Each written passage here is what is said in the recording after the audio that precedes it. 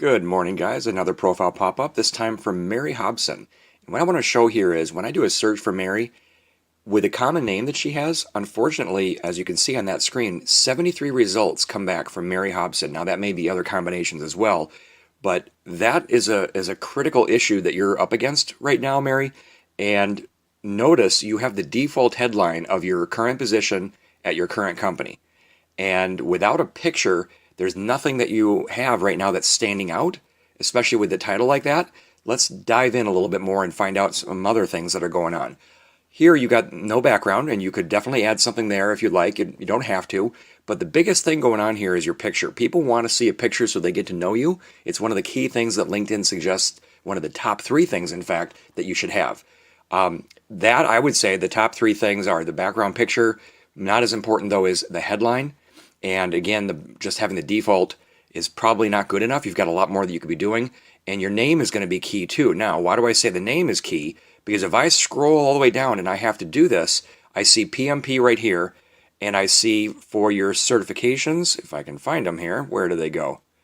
Things are moving around here all the time. Here we go. So I have to notice I have to do see more on the licenses and certifications. And now then it jumps me to the very top. So now I've got to go down here. Lo and behold, I see a PMI PMP for quite some time, also a Scrum Master. So you could be having PMP and CSM after your last name. You could have a comma or just have the space, whatever you'd like in there, and that alone would help your name stand out and help you stand out. I would only suggest it if it's what you want to be doing in the future. Otherwise, you could also insert a middle initial in there.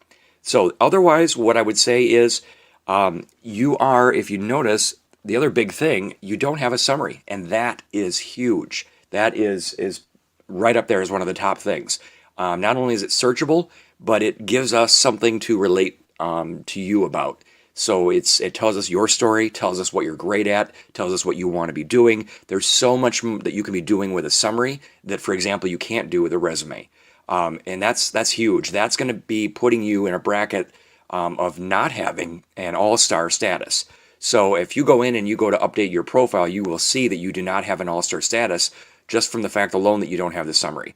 The other thing I would suggest, other big thing, other than the kind of the obvious thing, if I go down here and I click on your positions, you don't have much, if anything. Just looking at your, I don't believe I was looking on the desktop. I don't see anything in here for your descriptions. You're losing out on telling people what you did, what your accomplishments were in each of these positions. And the other last thing I would say is use this example for, since you were at IBM for quite some time, even if you change departments a little bit, I would get away from, the exact department that you were in, like right here. Here you picked IBM, and then here you were still back at IBM, but you called it GPS. Pick the IBM logo because that's going to have a big name.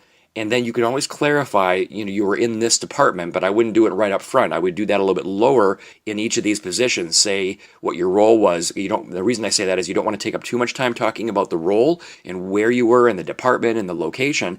You'd rather get right to the meat and show, hey, this is what I did. These are the accomplishments that I did at each of these positions.